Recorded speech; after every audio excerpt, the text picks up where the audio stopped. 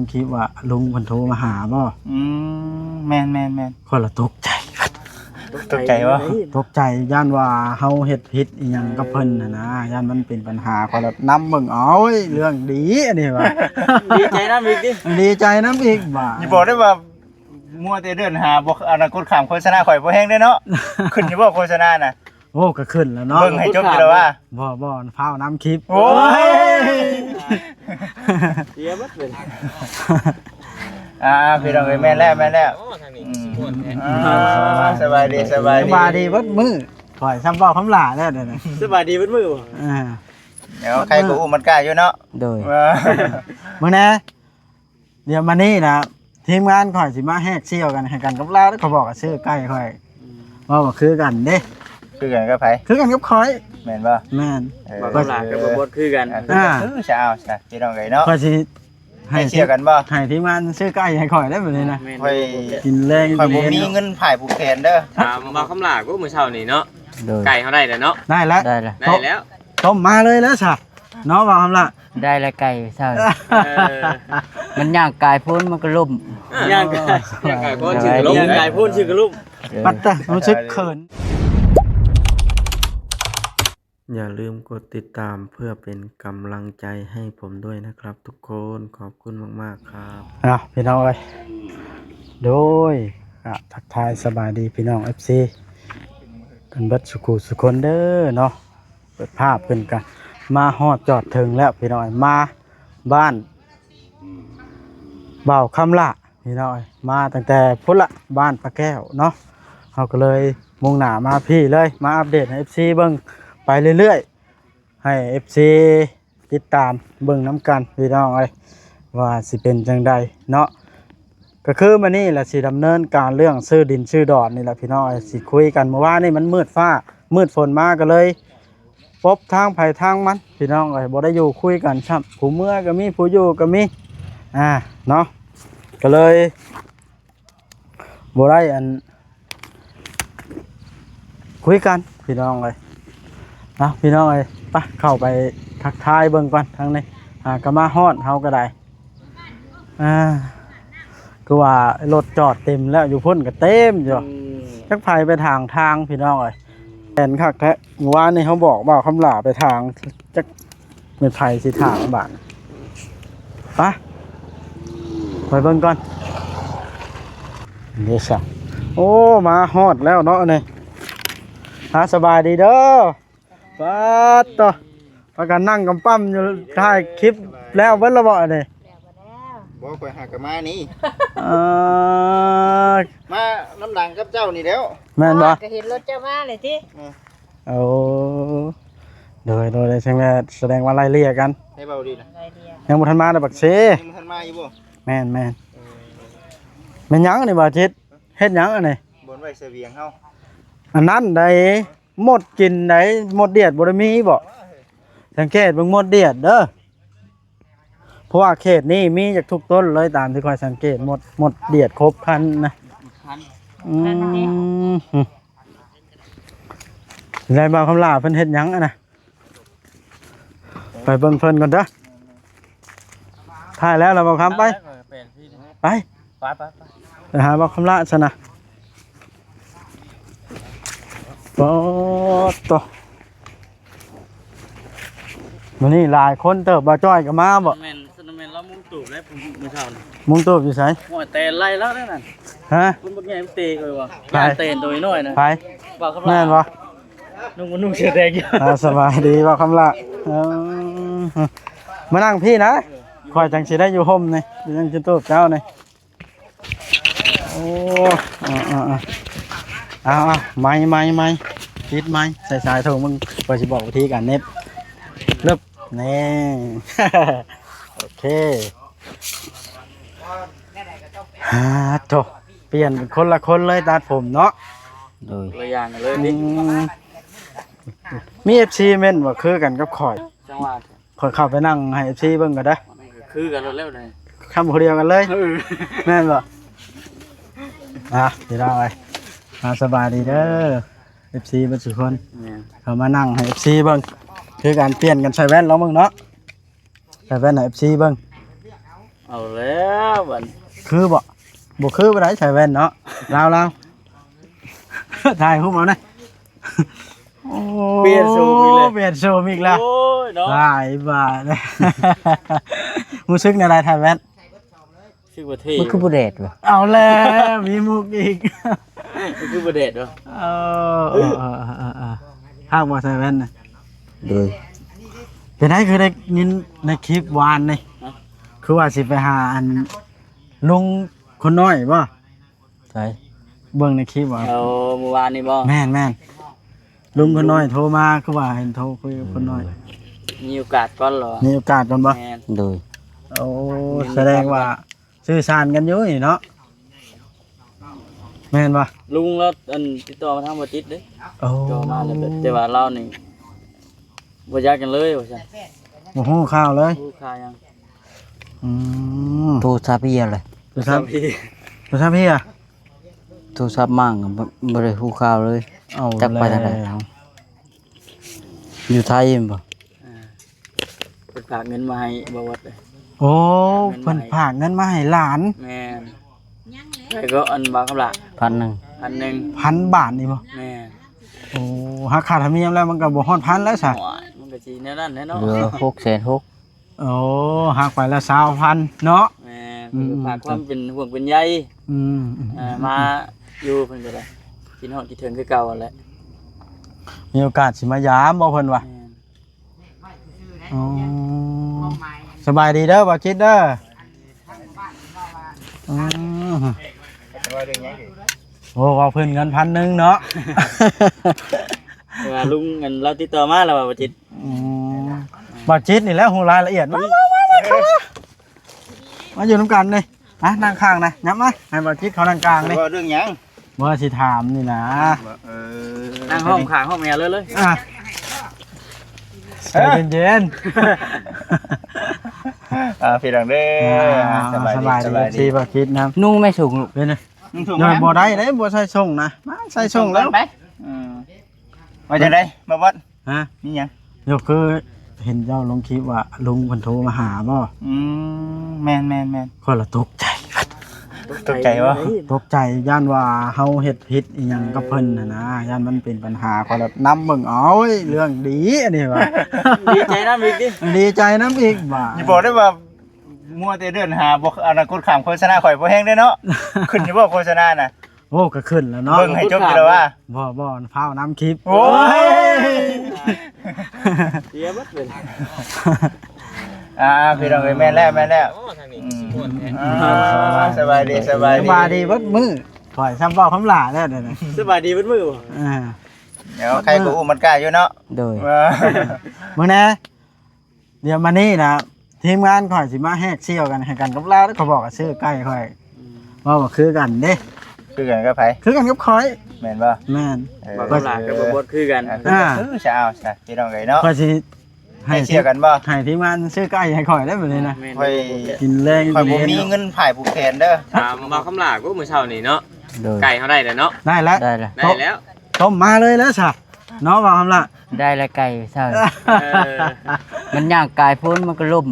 ย่างกาย อย่างไก่ก็ชื่อลง ย่างกายพูดชื่อกระลุ่ม ปัดตะรู้สึกเขินเดี๋ยวนี้เขากล้องมากล้องใช้ไล่อยู่ว่าเขาล่านี่เก่งแล้วบ่เขินเนาะเขินบ่จิต ข่อยนะข่อยไก่ย่ำเขินแล้วข่อยนะพี่น้องเอ้ยเจ้าเขินอยู่บ่ บ่เกิดปานใด บ่เขินเป็นไร โอ้แสดงว่าเราเริ่ม มี เรื่อง กายหัวเข้าที่ โดย นุ่งชง ค่อยผู้เขินแล้วจนชุดรุมข้อง นั่นแหละเมื่อวานนี่ก็ทั้งลุงเพิ่นนั่นน่ะอ้ายของเมียเนาะ โดย เบาจนนี่เนาะแม่นบ่ โดย ว้าชื่อโหดแท้ เบาจนนี่ นี่ ช้างอยู่ไหน เบาจนนี่เพิ่นฝากเงินมาให้เนาะเพิ่นฝากเงินมาให้แล้วก็เพิ่นก็ฝากความเป็นห่วงเป็นใยมานำคือกัน ไอ้ายเมียเรา ให้เมียเพิ่นก็ว่าโอ้ยคือบ่ตอบน้องแหน่มันบัดติดเราติดต่อมาทางเฟซอะเฮามันตอบยากเด้อมันบ่คือใน Facebook ได้เฮาก็ได้ส่งให้เพิ่นอยากติดต่อแล้วก็ส่งFacebook ไปให้เพิ่นทักมาทาง Facebook ว่าซั่นนะ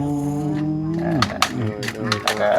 โอ้ร่วมกันไปก่อน อ้าวพาไปใช้นะ คลิปก่อนเนาะ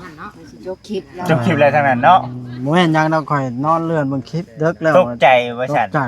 เป็น อ้าว ยังอะนะ ลุงเพิ่นติดต่อมาหาบ่จิตด่วน ซั่นอุ้ยเสร็จแล้วว่ะเรื่องหยังน้อนำเขาเบิ่งแล้วเป็นข่าวดี ส่งเงิน ใจเบิดติ ส่งเงินมา1,000 บาทว่าซั่น แม่ ดีใจนํเพิ่นก็ยังบ่ได้ถิ่มได้ป้าลุงกันเนาะ แม่น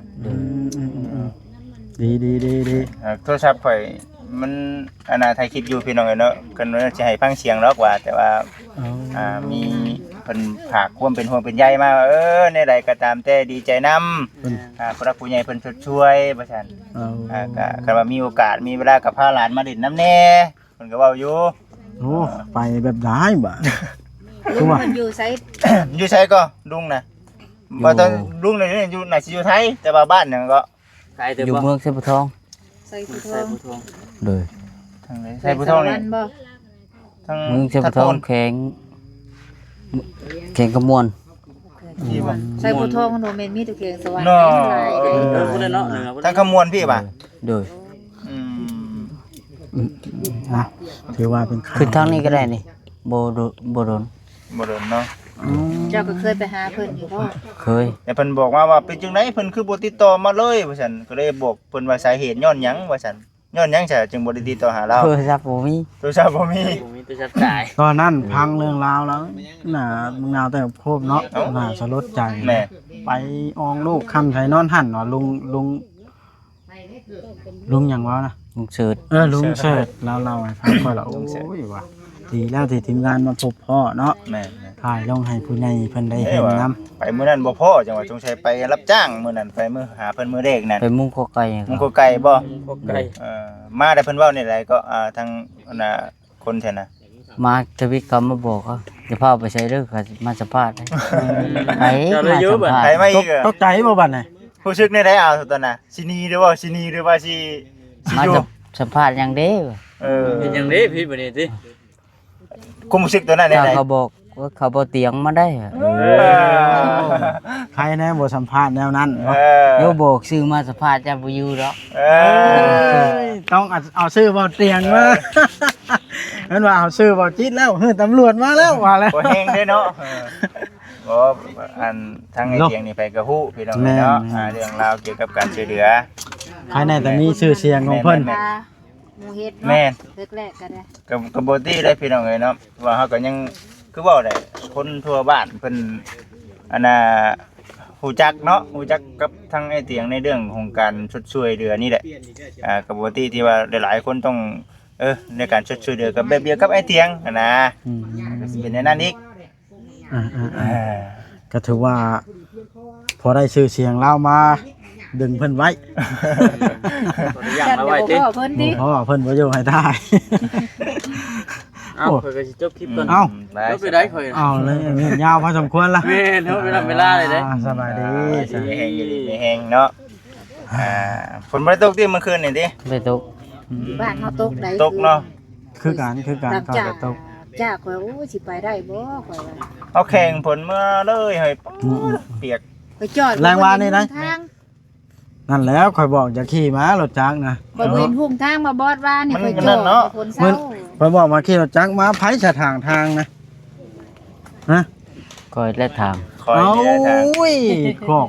ได้พังความอหลีข่อยหากระบอกเว้นว่านี่ได้คันว่างเราไปทางให้หนึ่งเด้อว่ามันขูดรถ เป็นจะได้บัดเจ้าเอาเข้ามากิน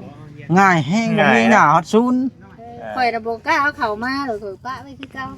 บ่มีหญ้าซุนใช่เพิ่นทางให้แหละ ลองเบิ้งมานี่ อ่า แต่ว่าคันดินบ่ลมใครอยู่ได้ขยันดินมันลมนะ บ่ได้ล่ม เป็นดิ นะ นทรายเนาะ เป็นดินทรายแจ็บครับ ใครอยู่ดินทรายไปนี่เนี่ยคือในสวนตอนนั้นกับบัดไปตอนนั้นกับ โอ้คันมีทางพลาดหรือว่าหยังเข้าหัวแต่แท้มันหอมเนาะ เป็นดินทราย พอตะสูดครับนี่ ได้มั่งหัวแท้ โอ้ย เอาสั่น ๆ เนาะ อืม เป็นจะได้สั่นได้ร่มกันเรื่องเมื่อวานได้ร่มอยู่บ่ โยมืดฝนมาก็ปุ๊บไผปุ๊บมันแล้วว่า คนละ นะ ทาง ข่อยละว่าถ้ารอฟังข่าวอยู่มิดเชม่วนมื้อใดเด้ ได้ เอ้ามานี่ก็ครบแล้วได้นี่ยังบ่แซน บ่ ยัง แซ บ่ น แซน บ่แซนกำลังสิมาค่อยโทรหาละ ขอรถบิดจำรถก็ได้ย่านบ่ทันข่าวดี คือว่าเร่งไว้แท้ค่อยนะกว่าเดี๋ยวมันสิ เอออั อันตรายต่อ โยย่านบ่ทันข่าวดีเนาะย่านบ่ทันข่าวดีย่านบ่เห็นห้อยยิ้ม บ่แซนมาฮอดจังพากันคุยกันเนาะ คือลุยเลยเนาะ ลุยเลยนัดกันเลยเอามานี่บ่หรือว่ามาอื่นบ่นัดรถได้บาดน่ะ ให้มันพอได้เนาะ เสียเวลาได้นี่หลายมื้อแล้วเนาะ แม่ ยังบ่ยังมีหยังคืบหน้า ได้แต่กระตูบนั่งหลาย กันเฮ็ดให้มันดีกว่านี้ก็บ่กล้าเฮ็ดดิ กล้า พูดแต่ว่าสิซื้อดิน แต่ยังบ่ได้ซื้อจักเทื่อเนาะ มาแนวมันแล้วเริ่มอุกแล้วได้บ่คำลากันหรือตัวบ่ว่าแล้วเนาะเพิ่นก็ มีคุ้มขึ้นนั่นอยู่บ่ใช่ บ่เคย เพิ่นแจ้งไว้แต่ว่ามีเงินเนาะ โดย แต่รอคนมาครบว่าซั่น โด พอย ลุงเสิร์ชเพิ่นก็เบิ่งอันหน้าตาเพิ่นก็เปลี่ยนไปได้เดี๋ยวนี้แบบว่ามีสีสันขึ้นมีรอยยิ้มนะ แม่เห็นบ่เอ้ยเนาะต่างเนาะ เอ้า ต่าง ข่อย ต่า ยัง งว่าข่อยลงแล้วไผเสื้อแดงน้ำตาลข่อยว่า เอาเลย ผมกับผมซอกไม้นุ่งก็นุ่งเสื้อโตไม้อยู่เอ้าไผข่อยจอดรถเบิ่ง อ่า ยิ้มบ่คำลาอันนี้ มันต่างกันเด้ตะกี้มีหนวดเนาะเนาะหนวดแน่บัดผมก็ยาว คือมีแต่อยากนอนตอนผมยาวเลย บ่ บ่ นี่ ได้ ก็ บ่ได้อยากนอนเดี๋ยวนี้เนาะ ดูดีขึ้นได้เด้อ สงสัยนักผมตอนน่ะบ่ล่ะ ดูดีขึ้น พ่อยก็บ่ยอมลาคือกัน ไปตาดีกดิ ไปตัดอีก บ่จิตเจ้าคือยอมจ้ะ โยมันมีเวลาลำหน้าแล้วก่อน ลาเอาบ่ ตัดให้แต่เราว่าเจ้าของมันบ่ตัด ลำหน้าแล้วก่อนลำหน้าแล้วก่อน เอาวอร์มอัดไว้ได้เพิ่นน่ะ โยมันยาวดิเอาบ่มัดไว้พอ โอ้โดย เด้ครับนี่เด้นี่ซอยเพิ่นเด้อ ได้2คนมา ได้สองเลยเมื่อวานนี่เด็กน้อยมันเขางอแงก็ได้เอาแต่ตีนก็พอ แต่ แล้วบัด บัวมันแย่หูมาเนาะจ้านี่รถงามแท้อันนี้ ได้3คันบัดเดียวรวยอีหลีบ่ ไว้ได้บัดนี้ รถแก้ดินนี่ หยังก็แม็กนี่ได้3คันบัดเดียวเลยบัดเจอรถหันล้านดิเพื่อนปูนดินข้างเนาะ แม่ ตอนนี้ก็ ครับอยู่ได้ มีแต่รอ โด บ่ ย เสีย เจ้าของดินก็มาละ เฮ้ยของดินบ่นี่ โดย เอามาสัมภาษณ์เป็นไร ยังบ่เป็นหยัง แล้วมา วันขึ้นทางพุ่นน่ะ เจ้าของดินเหรอ อันนี้นะ ขึ้นไปหา โดย นี่บ่เจ้าของดิน โดย ผัว จำ เราบ่ นี่เป็นเคย โอ้ เจ้าของดินแท้ เราตัดสินบ่ได้อยู่แค่ ตัดสินบ่ได้ ฮะเรานี่ตาชินบ่ได้ ได้ยิน เมียเรา แม่เสิร์ชว่า สิ่ง เรา ทุกอย่างมันต้องขึ้นกับเมียบ่เดี๋ยวนี้หรือว่าจังได๋ ยังมันแล้ว มูลเมียเด้ เมียเจ้าสิฮู้ซึก มันแบบมูลเมียนะ แนวมัน มันมูลผัวกันแล้วนึงเนาะ โด ถึ ย งจังใดก็ หมู่ผัวต้องขึ้นกับผัวก่อน พ่อเมียเพียง พ่อเนาะ แม่นก็ถ้าสิไปขายรถผัวบ่พร้อมเมียบ่พร้อม คิดกันย้อนดิ แม่น อันนั้น คิดกันพร้อม เจ้าใช้ส่งอีกตัวหนึงแล้วส่งขาครึ่งตัวอัน อยู่ท ตัว ง บ่ได้ได้เฮ็ดแบบนี้เนาะมันบ่สุภาพปานใด ชุดแต่ว่ามีบ่มีก็ใส่ มีแล้ว ใส่ตัวใดใส่ส่งก็คือ ส่งตัว ท นึ อง ง เด้ สามโตเลยซื้อมาอ่ะ ได้อยู่ทง เลยตัวนั้น นี่ เดี๋ยวนะ นี่ตัวนั้น ตัวก็ซื้อมาพร้อมส่งสลิดก็อีกได้ ส่งชีวิตก็ชื่อว่าว่า ซื้อมาให้ได้ ย่างเลย ก็ซื้อ3โตส่งสลิดวานเลย นั่นๆก็ตามแต่เบิ่งสิขึ้นไปเยี่ยมยามมื้อทั้งแม่ป้าเพิ่นก่อนเสิเด้อ อ่า คุยกันเนาะพี่น้องเอ้ย จักนาทีแล้วข่อยน่ะเบิ่งให้หน่อยกว่า 16 โอ้ย จักหน่อย16หรือคือว่าอีก23อีหยังทั้งนั้น โอ้ แม่นว่า มัน สิ เต็ม ตัดไป มั จั น ก เต็มกันนะแล้วเบิ่นหันละเต็มถือว่าเพิ่มเติมแล้วสักพักอะเนาะ ไม่ยังลูกดียัง ใจนำเด้อบ่คำลาเด้อ โดย ที่ว่ามีลุง มวยบ่มาไปยังผู้ดินน้ำเอ่ย จักคนก็ไอ้น้องเมียนะ 3 3คน โดย โอ้เพิ่นก็ มันยิงเบิด มันยิงหมัด โดย เอ้าคือว่าลุงซะโทรมา ก็ลุงก็เป็นเอื้อย เป็น ข ผัว อง ผัวอัน เนาะแบบเขานับถือเดียว โอ้ นับถือกัน น้องแมงเนาะมานี่เอากล้องมาสิถาม นับถือ จำ เดียวแล้ว สิ อ่ะ ลืม เป็น หรือบ่ ลุงนับถือเดียวลีผู้นี้ บ่เสียนอดใส่ก็จะโทรหาน่ะ ลาวกำลังออกจากบ้าน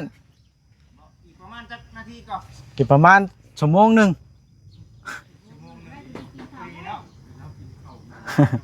เราใช่นี่เมื่อจะถามคืนนี่ท้ายซื้อรถให้นี่บ้าวยังว้าวจื้อได้อีหลีเนาะเจ้าคือเก่งใช่ไหมฉันละสิเบิ้งนี่น้ำมาสิอุ้มนี่หาเก่งมาเร็ว เบบบัดหูจักซื้อภายในกี้อุ้ยซื้อเป็นบ่เนาะไผ่อันนี้ไผ่อันนี้ไผ่นี่ซื้ออะไรนี่ ดอกบัด บ้าวยังใช้บ่าวเป็นชัยนะโอ้บ่าวเป็นชัยแล้วไปพุ่นเนาะมันไปอัพคลิป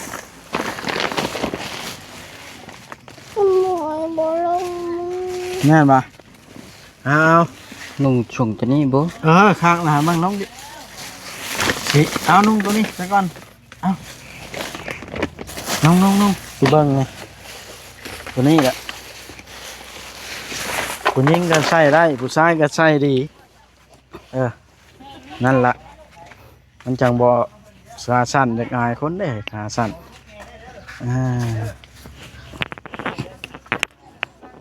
ห้ำหัวมันขึ้นคำมันตามโพดกันนะโอ้ยได้ล่ะเนาะคำมันขายาวโพดตัดขามันออกสอบบ่จนมันใส่ได้ มันมียิงใช้ได้เว้ย โอเคเด้อไปจบคลิปก่อนเด้อ โดย เอาดีใจน้ำถึง สบายดี สบายดีเอามาไม่ก่อนนะเจ้าก็ได้ลงดำนาอยู่บ่คงมื้อนี่ นี่เป็นยังไปลงเลย โอ้ยังบ่ลงซ้ำ ไปตึ้งลงที่มือเดียวนะ โอ้มีเนาะเถื่อเพิ่นป้ารถถีบกันเนาะก็นั่งเต็มจ้ะเป็นนายเจ้าของดินเพิ่นมาบ่เพิ่นสิเมื่อเอาในบ้านมาเลย เอาแล้วไปแล้วมีแต่ถ่าเพิ่นมา ถ้าเพิ่นมาถ้าเพิ่นมา ถ่าบ่เสียแล้วบาด ว่าแซนกำลังเดินทางมาโทรหาเพิ่นว่ากำลังมาเอาพี่น้องไอ้บาทนี่เด้คลิปนี้ก็สิได้จบคลิปซ้ำนี้ซะก่อนเด้อพี่น้องเด้อเนาะโอเค